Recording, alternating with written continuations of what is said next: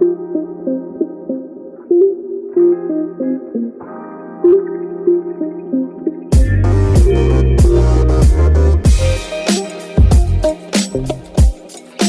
game of the Bruin season. Talk a little SEC football and all of that coming up for opening weekend in college football. Jake, we got to start with the big game on the schedule. UCLA, LSU, SEC coming to Pasadena for a big game at the Rose Bowl. First game of the season for LSU. UCLA luckily had a game under their belt last week where they looked really good, but granted it was against Hawaii. Give me your thoughts on LSU coming into this year, because they had a little bit of a rough season last year, 5-5, new offensive coordinator, new defensive coordinator, and a lot of talent to go with it. So what's going on with the Tigers and LSU? Man, last year was such a crazy year with COVID. The amount of opt-outs that LSU had, and everybody had to go through it, so it's not an excuse. But, I look at this team. I think offensively, Max Johnson was the right guy. And when you look at what LSU, really what their strength is and what Ed Orgeron's strength, he's a great motivator. Edo's not going to sit here and just schematically, pants people all the time. But what you're going to get is a team that's hungry, a team that's pissed off, a team that's had to be displaced because of a hurricane. And the only normal thing that they're going to really have experienced the past couple of weeks is being able to go out there and actually play a game. And LSU's going to travel, I promise you. There'll probably be more LSU fans in the stands than UCLA. They're pissed off, they're talented, and that's a dangerous combination. But it should be a good game, and kudos to UCLA for taking this game. Yeah, I mean, the Bruins, they want to play some of the better competition this year. And from what we saw opening week, the defense was flying around for the football, which is a new sign there. Jerry Azzanaro, defensive coordinator for the Bruins, it's been really inconsistent there, mostly on the bad side of things. Defense looked good. They were flying to the football, and it was led by former Alabama linebacker A.L. Cahow coming around, making a sack, blocking a punt down there. Going back to LSU, there's this guy that stood out to me, and I think to any LSU fan in general, Kayshon Boutte, the wide receiver there, long lineage of wideouts coming from the Tigers. I thought this was a typo, Jake. 14 catch, 308-yard game with 3 touchdowns against Ole Miss. I mean, that's got to be one of the craziest games in SEC history from a wideout. This guy is talented, and like you mentioned, Max Johnson, Brad Johnson's son, former Super Bowl quarterback winner, over 1,000 yards through the air last year, 8 touchdowns. The lefty shows he can spin it. Tell me a little bit about Boutte and maybe some of the other skill position players on offense. Yeah, well, Boutte really came on. He had that incredible game, but he put a couple good games together, and they lost, a ton with Jamar Chase and Terrace Marshall and those guys. But LSU is recruited so well, they can make up for it very easily. Now they got a bunch of young guys. Their running back rotation is a little bit skewed. They're still trying to find those guys, but they're talented. And look, this all revolves around Max Johnson, though. But the biggest question for LSU is the offensive line. You can have the best receivers, you can have great running backs and quarterbacks, but LSU lost their starting left tackle, Dare Rosenthal. He transferred to Kentucky during the transfer portal madness. So that's what they're waiting to see. They'll never have a lack of athletes, whether it's running back, like I said, wide receiver, doesn't matter. But if they are good up front and they're able to protect Max Johnson, because Jake Pete's this new OC, you're going to get your zone read, you're going to get your RPO, they're going to spread you out. This isn't going to be Les Miles or Stevens Minger just trying to run it through the A and B gap. So keep an eye out on the offensive line. That's something I would really watch. Jake Pete's a disciple of Joe Brady, too, the offensive coordinator that led them on their 2019 national championship run, had the connection with Burrow that, sprouted him up to the number 1 pick. Defensive side of the ball was a weird thing for LSU last year because we're usually, accustomed to these LSU defenses that are some of the best in the country. Defense last year, they ranked 124th in total defense last year. That is one of the craziest stats you'd ever see from an LSU team, especially when you look at some of the talent they had on the ball. I mean, Derek Stingley is on everyone's draft board in the top 5. That guy's going to be a stud. I know, and Eli Ricks may have gotten burned a couple times, but 4 interceptions, 2 returned for touchdowns. He's a really quality corner, too, when he makes some plays. New coordinator in there, Durante Jones, coming from the NFL, another coordinator with NFL background. How does the defense right the ship in 2021? Because it was miserable in 2020. Yeah, when you look at LSU, again, and I'll say this again, I say this on the show all the time. It's funny. You think about LSU, and the first thing I always think about is defense. Seeing the freaks they have running around in the secondary and the guys they have on the defensive line. And it's not that they weren't talented last year, but they didn't really play as a team. And Bo Pelini was not a good fit. You could tell that from the jump. The Mississippi State game, they stayed in man the whole time against an air raid offense, which is basically like drinking Epcac and trying not to throw up.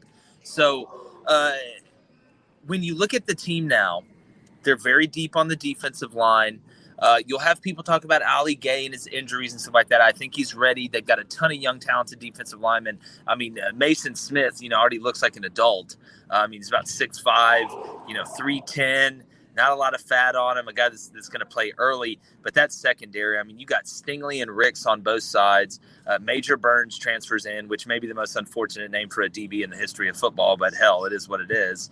And I think they're pissed off. And nothing motivates an 18 to 22-year-old more than being embarrassed in front of your friends. And that's what happened last year to LSU in their defense. Now, we'll see with Durante calling it. It's going to be interesting. He hasn't really done a lot of that. But I think they're talented enough where if they mix it up and just let the kids play, they should be fine. Also got Mike Jones, the transfer from Clemson, coming in at linebacker. Mike Jones? Who? Yep, there we go. I was wondering. Sorry, there's no way I cannot use that joke when that name. Oh man, 281-330-8004, man. Look at him. Look at Will flexing. Big Mike Jones guy back in the day, my guy. I love it. But yeah, I want to kind of hear also your take on the Bruins, my man. It is not an SEC team. Pac-12 has not been anything close to a powerhouse conference in the past few years. I think this Bruins team has a chance to win 8 or 9 games this year. I think the running game is special. They've got Dorian Thompson-Robinson, who, granted played inconsistently in the first game, but he has a ceiling where he could be a guy that is a game changer at the quarterback position. Tell me what your thoughts are on UCLA. Yeah, I think it all revolves around, Dorian's decision-making. I thought he was a little bit tentative in some areas last week. Now, he had some drops. We all saw that. But he also had an underthrow that the receiver cut underneath the DB and caught for a touchdown. Ricks or Stingley's picking that off. And he has all the talent in the world. The biggest thing for him is just not trying to do too much. And I say this all the time. There's nothing wrong with throwing the check down. There's nothing wrong with 2nd and 6. It's you just can't get really greedy. He's got to make sure, too, when he does take off, he's protecting the ball. But with Chip Kelly, coaching the offense, I don't worry about UCLA being able to get put in the right position and make the right play call.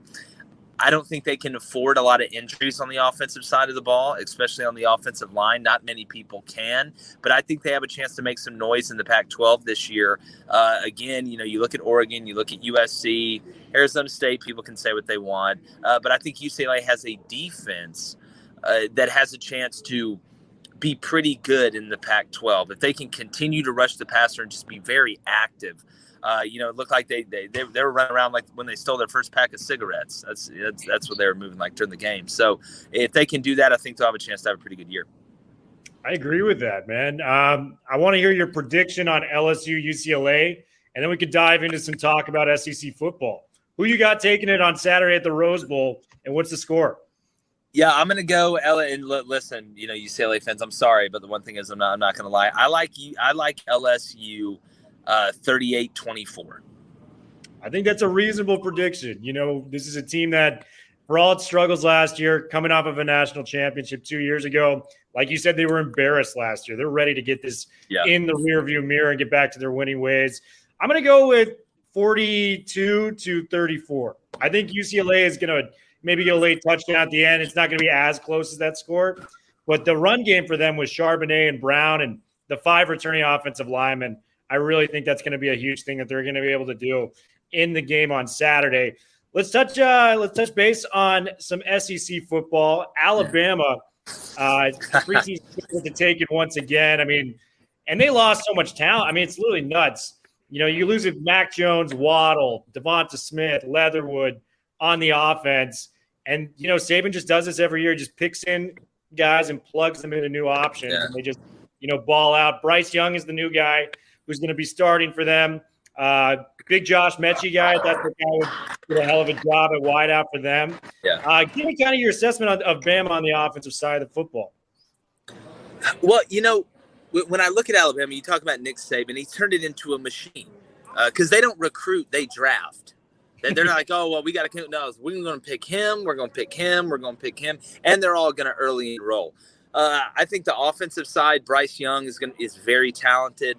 I think they're going to slow play him a little bit in the Miami game because they should dominate up front. There's no reason to put too much on that kid's plate early, even though he has had a little experience and was able to go through an actual spring and a summer. Sorry, it's a little bit loud. SEC Nation's literally right to the right of me by where our studio is. But Tebow's literally 15 feet behind me to my left. But I don't have to worry about him blocking me at tight end. So, when I look at what else Alabama has, they've got a ton of young skill players at the wide receiver position. The Jai kid, they're making comparisons to Julio from a size, frame, and movement standpoint, which is horrifying for everybody else in college football. We all know how good Robinson is at running back. You watch Roydell Williams, the guy that has one of the best names in college football. I mean, they're just loaded there. But I'm going to give you a name on offense to remember because they'll talk about Mechie, they'll talk about Billingsley, they'll talk about Robinson, they'll talk about Trey Sanders. Cameron Latu, the tight end. I think he has a huge game against Miami, and I think he has a chance to be a very, very special player, and he is a matchup nightmare because he is one of the few players that can block in line and be effective and flex out and be effective in the passing game. Man, if you could do both, that's some Gronkowski level stuff there at the tight end position. It's like finding a nickel that can cover the slot and man and be good against the run. Man, well, Latu, believe me, his stock has risen just from this conversation. Defensive side of the ball, they lose a lot of talent too. Barmore is gone. Dylan Moses was a staple there. Patrick Surtain, top 10 pick in the draft.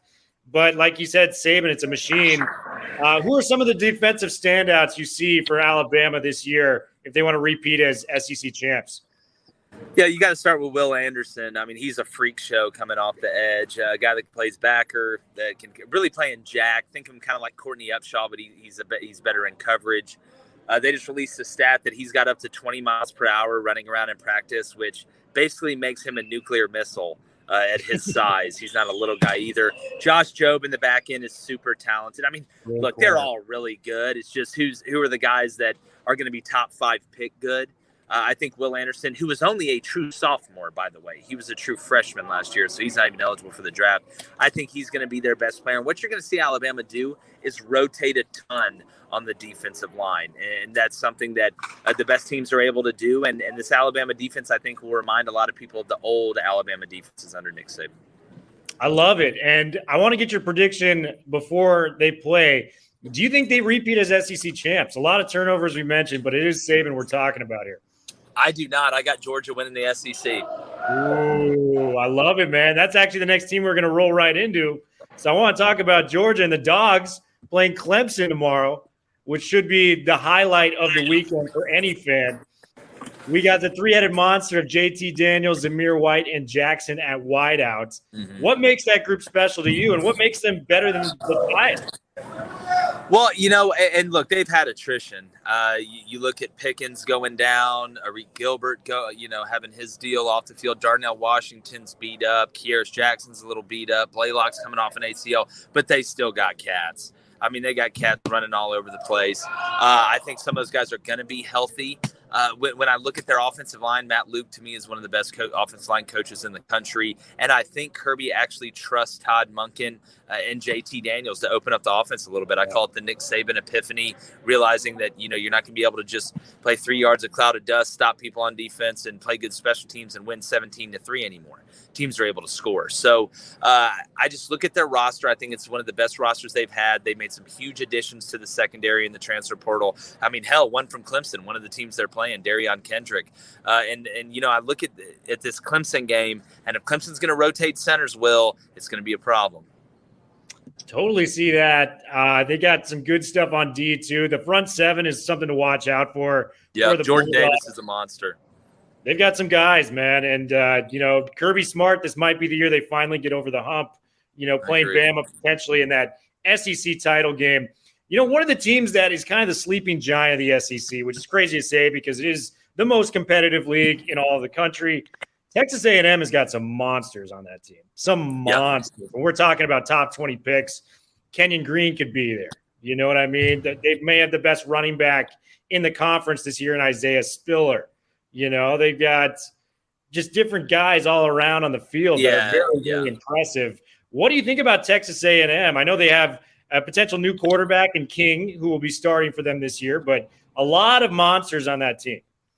There is. I mean, I like the Haynes King pick, too, at quarterback. He's able to be mobile. He'll do some things that Kellen really couldn't, in my opinion. I wasn't very high on Kellen Mond. But, look, Jimbo has built that thing from the inside out. I know they lost some offensive linemen to the NFL, but they returned and they've recruited so well. I mean, Featherly's a guy that's came in and looked really good. Jameer Johnson, they get from the transfer portal, starting at left tackle. Green's going to start at right tackle. He's going to be a top 10 pick. And their best players, DeMarvin Leal, a defensive lineman, is probably going to be a top 5 pick. And you look around, their front seven is scary as hell on defense. Their offensive line and tight ends are unbelievable. Weidemeyer and Cup may be the best 1-2 tight end combination in the country. And they're not going to have their receiver room all beat up this year. A lot of people didn't realize last year Damian Craig, the wide receivers coach, was having to work with a bunch of guys that were hurt. I mean, he had guys tearing his ACL, scoring touchdowns against Florida. It was just one of those years. So I think A&M is a big problem for the next 5 years and longer. They have the ability to, the resources to, the facilities to, the money to. So A&M to me is on the cusp of starting to teeter into elite territory, and I think you'll see it on the field here in the next 4 or 5 years. That's awesome, man. Any other sleepers in the SEC you see coming out? Kentucky. I got them finishing second in the West. I don't believe in Florida this year. I just love what Mark Stoops has done. And, that team, talk about up front again. I know I talk about it all the time. They look like an SEC team up front, and somebody told them that you could throw forward passes now. Man, well, Jake, we appreciate your time, my man. This was a lot of fun. College football season starting on Saturday, man. All is right in the world, it feels like, to say the least. Buddy, let's try to do this again. Hope you had an awesome time. Dude, I did, Will. You do a heck of a job, man. Shout out to all the Bruin fans out there. Y'all go to the game, have some fun, and college football's back. Let's enjoy it. It's back, baby. Buddy, let's try to do this again. Hope you had an awesome time. Dude, I did, Will. You do a heck of a job, man. Shout out to all the Bruin fans out there. Y'all go to the game, have some fun, and college football's back. Let's enjoy it. It's back, baby. Well, we have a very awesome schedule of guests today. I'm lucky to be joined by the founder of the LA Football Network, Mr. Ryan Dyrud, and one of our beat writers for the Bruins, Jamal Madni. If you remember, he's a recurring guest now. This is his second time on the show, so this will be a fun episode. Gentlemen, we have finally reached maybe the most anticipated UCLA game in quite some time. They are playing the LSU Tigers, hosting them at the Rose Bowl this Saturday. Lots of storylines to get into to begin this season. But we got to follow up with last week. UCLA had such an impressive opening week victory. Ryan, the defense looked sharp. I mean, they held Hawaii under 30 yards rushing all day. Were wreaking havoc against that offensive line, the quarterback. What was the most impressive thing you saw from the defense for UCLA last week? Yeah, Will, good to be back on. Thanks for having me. But real quick, you mentioned the most anticipated game, and the reason why that is because if you remember 2 and 3 years ago, they hosted Oklahoma at the Rose Bowl. And so that was highly anticipated, but UCLA just wasn't good. And now UCLA looks like maybe they'll be actually competitive in this game. So I think that's why there's so much more excitement. Whereas in those years, it was like, wow, we're just going to witness another blowout. And hopefully we won't, because I think they look a lot better. And that goes into what we saw last week. And we saw the defense. I think what was most exciting is not the statistics, not the holding them to this many points because they are lesser competition, but it was the way and the style they play, just a fast, in-your-face, smash-mouth defense. And I talked with someone earlier, I can't remember if it was with you or someone a few weeks prior, but what we wanted to see with this defense was to be like an offensive defense, like not just playing to lose the game, but playing to win the game in a sense where they take over the game and put it in their hands. And we saw that last week. It was Tukney to win. She was from the LA Times. I was talking to her and how they held on by a thread all year last year. And in this week one, we saw them kind of step on the throat of Hawaii and take over. So for me, that's what was most exciting, was seeing them really, truly evolve as a defense and become that offensive defense, if you will. Yeah, Jerry Azzinaro got a lot of flack for being re-signed over a year ago. And boy, I mean, granted it was Hawaii, but that is the best the defense has looked under a Chip Kelly coach team since he has been here. And there's reason to be excited. 7 guys blitzing at the same time. Boy, Ale Cahow, the Alabama transfer, sack, blocked punt that was eventually returned for a touchdown for UCLA. The amount of pressure, I mean, you could count on like one finger just how much time this guy had as a quarterback. Chevin Guerdo, I think his name was, for Hawaii. 1, 2, 3 seconds. This guy had to get rid of the ball quickly because people were just in the backfield. Jamal, defense looked great. Let's talk about Zach Charbonnet. What a debut from the Michigan transfer. 17.7 yards a carry, touchdown runs of 21, 47, and 21 for 3 touchdowns total. Give me your assessment on Charbonnet and how the running game is looking. Well, it was an absolutely spectacular debut. I mean, 6 carries, 3 touchdowns. The guy potentially has the ability to make more of an economic impact than Bitcoin, because he may as well save Chip's job and cost Harbaugh his with that performance. But he gave, I think, Bruin fans a taste of a little bit of everything. You mentioned the 3 touchdowns. The first touchdown was just, demonstrating an incredible burst of speed, right down the right side of the line. The second touchdown, he was running over Hawaii secondary members who were trying to go high and give him arm tackles, and he just sort of trucked them off the line. And then the third was just beautiful patience and vision and a couple jump cuts there and following his blockers. So the guy seems like he's got the total package. And when you couple him with Britton Brown, who, didn't do too much and didn't need to do too much, just took what the defense gave him and still had a really solid game on 78 yards on 13 carries. Yeah, that's really going to be the bread and butter of the team. And I think they've got 2 really great anchors to give a run-first identity there. So lots to be excited about.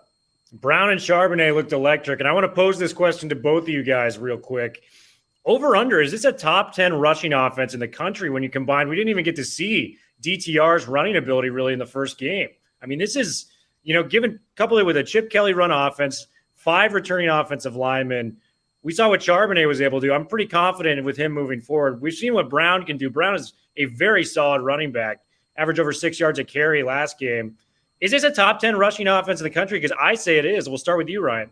Yeah, no, that's a great question. I think they absolutely can be. And the most important factor in that, besides the great running backs, is that this potentially can be the best offensive line in the Pac-12. Returning so many guys. Sean Ryan, a potential high-end draft pick in the NFL, bookended with some other, another tackle, another great guys in the interior, all returning. Like, these guys have played together basically since their freshman year. So there's a lot of camaraderie and known ability there.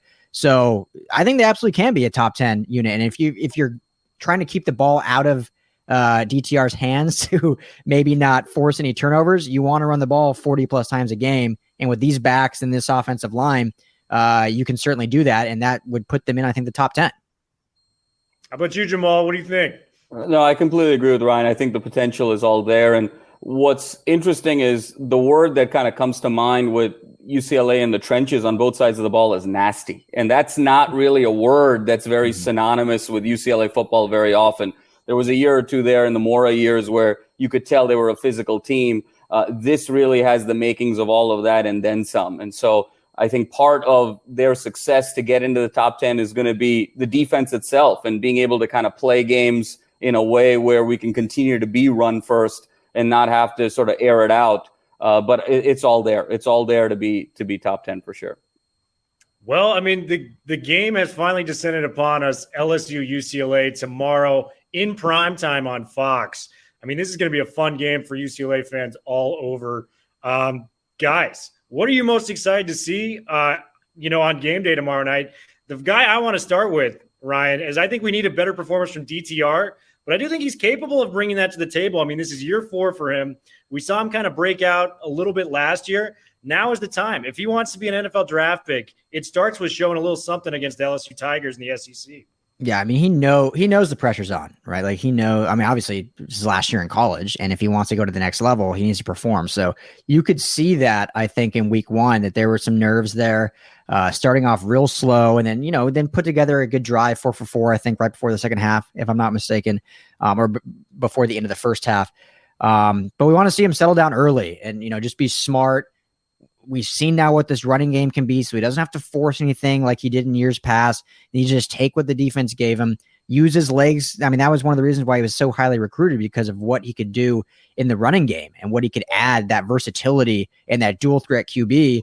And we didn't see that really last week. They didn't need to, but they'll want to do that against this LSU team because, unfortunately, I would say fortunately, the matchup with this LSU, their UCLA, I think, matches up well because of their running game, because LSU, their strength, their defense is the secondary. I mean, they have two of the best corners in the country.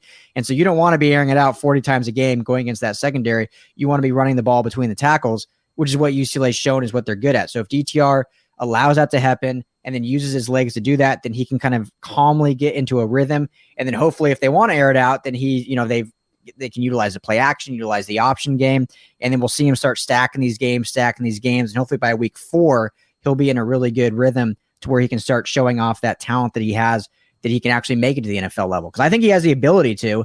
It's just all up here, all mental, above the shoulder pads. If he can put together a full, consistent 60 minutes, which we honestly have not seen one of those in his tenure with UCLA, and hopefully he can start doing that and beginning tomorrow against LSU. I think you're totally spot on. Talent has never been an issue with this guy.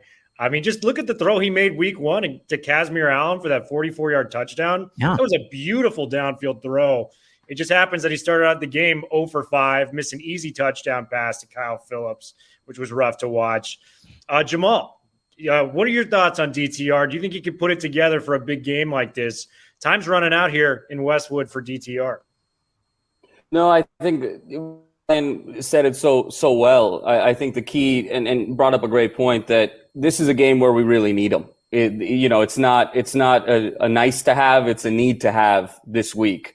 And as Ryan talked about, when you talk about Stingley Jr., you talk about Elias Ricks, the two LSU corners, they are going to be very physical at the point of attack with the UCLA receivers. And then when you sort of factor in LSU bringing back a defensive coordinator, Durante Jackson, from the Dave Aranda coaching tree, where LSU had a lot of success being very physical up front and then really jamming folks at the point of attack. LSU is going to look a lot more like the LSU of 2019 and 2018 and 2017 defensively than what we saw last year, which was a bit of an anomaly. I think their scheme was a little too complex for them. And so this is going to be a much simpler game plan for UCLA, where they're going to have to establish the run. But the key is DTR is going to have to be precise, and he's going to have to find Dolchich. I think the windows are going to be a little bit more narrow than they normally are. And so his footwork, planting the feet, following through, and really kind of taking what the defense gives him, I think is really going to be key. And as Ryan said, it's really all mental. Don't necessarily need the spectacular play. You just need the solid play. And I think if he can string together the solid plays, then the confidence comes. And then when there's an opening, he has the ability to be explosive and be spectacular, but you don't need to start the game with that mindset. I totally agree, man. And, you mentioned the two corners, Elias Ricks, Derek Stingley Jr., he has been rated as the number 1 corner since he was like a freshman at LSU in 2019. We knew this guy was going to the league like the second he stepped on a college football league or field, and it wasn't even close. You get some crazy stats from last year. LSU is actually coming off one of their worst years in the new century. I mean, they were 5-5 last year. They had the 124th ranked total defense in college football. LSU is usually one of the top 15, 20 defenses in the entire country every single year. Bo Pelini could not have done a worse job as a defensive coordinator. You mentioned they got the new D coordinator in there. He's formerly the Minnesota Vikings defensive backs coach. Hopefully they turn it around, just not against us. That's kind of tomorrow. my thing. Yeah. Not tomorrow. For the sake of, Orgeron's job. But, gentlemen, we got to pick one breakout player for this next game. Who's going to bring UCLA a big-time game that we're not expecting it? Ryan, I'm going to start with you, man. Who are you going with? Oh, man. I can go with the obvious one in Dulcich just because we know how good he can be in, a one-catch performance. But I'll go with one of the receivers because I really believe, in both of them. But I'll go with Kyle Phillips. He had that, you mentioned it, the missed, not his fault, but the overthrow from DTR. I'm sure they talked about that in practice and was like, hey, guy, I got to get the highlight reel too. Get me on the stat sheet as well. So I just love Kyle Phillips. I love his game, what he brings to this team. And so, I think he's going to have a little breakout performance for this year. Obviously, he's been good his whole career here, but breakout for this season, and then hopefully they'll be able to build upon that. So I'll go with Kyle Phillips. Love Kyle Phillips, man. I'm projecting like maybe a 6-catch, like 70-yard performance from Phillips. It'd be great. Kind of dicing up some corners in the slot. What do you think about that? He's a guy. He's a move the chains guy, right? Like he can wow you with some big plays, but he's more of that. Hey, on 3rd and 6, he's a guy running the slant route, running the comeback, the hook route. So he's a guy that's just going to move the chains and keep the ball rolling and let the UCLA Bruins offense really run through their running game. So Bruins version of Edelman and Wes Welker. We got to love Kyle Phillips. There you go. Jamal, who's your guy, man? We got a big game. I'm going to go, Will, with the Quantrez Knight. I think a lot of the conversation, tomorrow and all leading up to the week has been, how does the UCLA offense match up with the LSU defense? And I think a key is going to be when you flip that around. The LSU offense on the UCLA defense, you're talking about Max Johnson, the quarterback of LSU, still relatively young. He had that big performance last year at the Swamp. It's their first game. They didn't get a tune-up game. Hurricane Ida has sort of displaced them. So this game has all the makings to be close, going well into the second half. And one of the things that I think can really tip it into UCLA's favor is the play of their secondary. And I think Quantrez Knight plays with a swagger and an aggressiveness that caught Chip Kelly's eye from day one, from that Colorado game when he transferred from Kent State. I think he's going to make a big interception, a big play that I think is going to have a huge impact on the game. I'm going to go with Trez Knight. Yeah, and if I can jump in real quick, well, like Jamal wrote a phenomenal article on LAFB Network that everyone needs to check out, but he just mentioned all of in this article, the transfer players that came to UCLA and Chip Kelly's system that are now making a huge impact. And I mean, it's astounding how many that they've gotten. So everyone's criticized Chip with his recruiting, but he's done well in the transfer portal, and obviously Quantrez Knight is one of those. Quantrez Knight is a monster. And Jamal, I think we actually talked about this the last time you were on the pod. I go, they like to use him like Jamal Adams. That's what I saw at the game. He's blitzing off the edge, bringing him up, going against the run, going against the pass, trying to, get in the backfield and disrupt plays. Quantrez Knight did just that against Hawaii. If we can get that again, man, that's a special player to have. I think he's going to make some big plays. Ryan and I, we like to say we started the Greg Dulcich hype train. He's got to be a guy we're thinking about, preseason Mackey Award, guy who's on the list. It's a big player there. But the guy I really want to see break out, it's about time. This guy was a high school All-American. It's time for Chase Cota to step up and make some plays, man. Mm-hmm. Chase Cota, this is your time. We need another receiver on the opposite side of, Kyle Phillips. Casimir Allen made a big play last week. Maybe he's the guy, but I'm ready to see Cota break out. This guy came in with a ton of potential. We just haven't seen it. So Chase Cota, go out there, make some plays. Gentlemen, this is the final question I got for you. Give me your score prediction, LSU, UCLA. Ryan, I'm going to start with you, and I got a good feeling about it. Oh, man. Yeah, I've been going back and forth on this because I really don't want to sound homerish, but after just seeing last week, and again, it's against Hawaii. I've tried to say, I said it on my show earlier when I was recording. You take it with a grain of salt, right? But what you want to take from games like that is overall, not the score, not the overall yardage, but you see things like how's the defense all attacking the football? Are they all there at the point of attack? Are they all there? How's the sideline looking? How is the offense looking in the huddle? You look at little things like what you want to see in practice. Is it translating to on the field? And then obviously hopefully that translates to the scoreboard. And we saw that all in spades, I think, last week, other than a few DTR plays, which we talked about. So I have a lot of excitement about this team. And LSU, there's so much unknown. 5-5 last year. Yeah, we could talk about this new coaching staff and the SEC, and they are LSU. Went through a horrible, obviously Hurricane Ida. They're in Pasadena since a few days ago, but, they had the practice in Texas before that and the travel and all this. Come to the Rose Bowl. I know they'll have probably a lot of fans there, but I like UCLA. I really do in this game. I think they get them. It's going to be a close one. It's going to be a battle. It's going to come down to which defense can make a stop at the end. But I'm going to go with 35-31 UCLA in this one. I love it. Let's go. We got a Bruins victory over an SEC team. That is a big one, to say the least, and a talented one as well. Yeah. In this LSU squad. Ryan is going with the upset. Jamal, where are you going, my man? I mean, I love the analysis. I think it's spot on. This is going to be a game we talked a little bit about those Oklahoma games over the last couple of years. What we can definitively say is it's not going to be that outcome. Certainly. This is going to be a battle. This is going to be a game. I see UCLA kind of taking a lead end of the first quarter, early second quarter. I think this game is going to be a one-possession game and tight all the way through. We're going to go into the second half. We're going to go early fourth quarter. I'm very excited about the possibilities. I think the game's going to swing on a handful of plays in the fourth quarter.